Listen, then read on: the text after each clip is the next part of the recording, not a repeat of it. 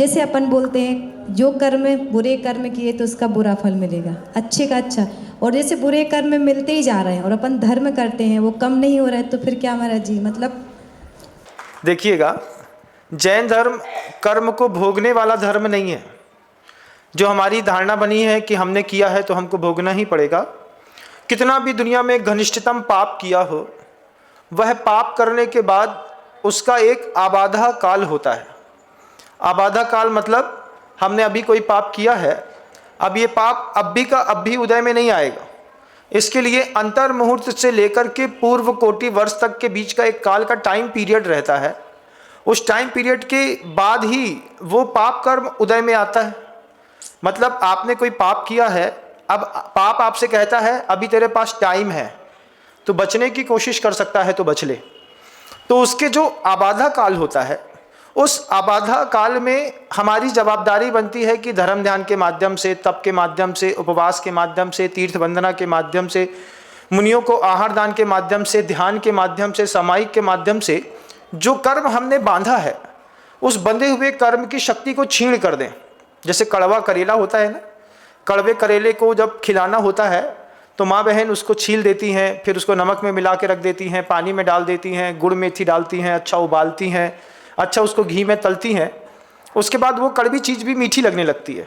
ठीक ऐसे ही कोई भी कर्म आपने पाप बुरा से बुरा किया हो, लेकिन बुरे से बुरे पाप कर्म के उदय आने में बीच में एक आबाधा काल होता है। उस आबाधा काल के समय पे आप धर्म करिए, और उस धर्म के कारण वो आपका पाप कर्म रूप परिवर्तन करके जब आएगा, जैसे चेहरे पे ट्रांसप्लांट कराने के बाद बदसूरत भी खूबसूरत दिखने लगता है, ऐसे पाप कर्म की जितनी प्रकृतियां हैं वो पुण्य रूप में भी संक्रमित होकर के आ सकती हैं। तो हमारे यहाँ जैन शासन में उदय, उदीर्णा, स्तबुक संक्रमण, अपकर्षण, उत्कर्षण, ऐसी कर्म की 10 स्थितियां होती हैं। उन 10 स्थितियों में कर्म को ढालिए। फिर अगर आपको लगता है कि हम बहुत अच्छा कर रहे हैं और लगातार हमारे साथ पाप कर्म हो रहा है, पाप उदय में आ रहे हैं, तो ये आपके पूर्वबद्ध हैं।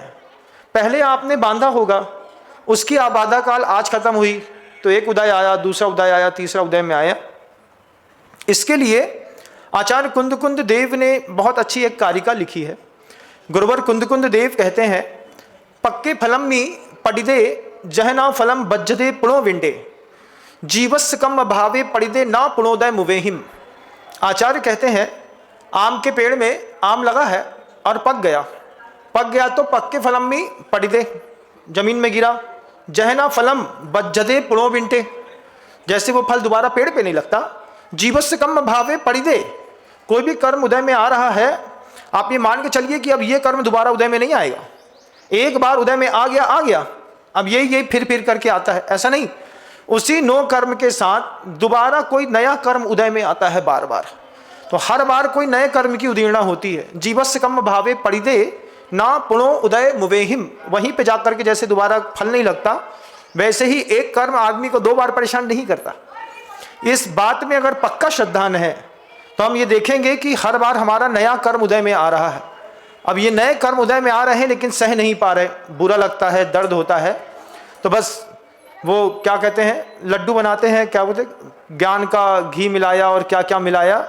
ऐसे ही यहाँ पर तप साधना के माध्यम से, देव पूजा के माध्यम से, सात स्वाध्याय, एकासन, उपवास, ये ऐसे साधन हैं जो कर्म की शक्ति को नष्ट कर देते हैं।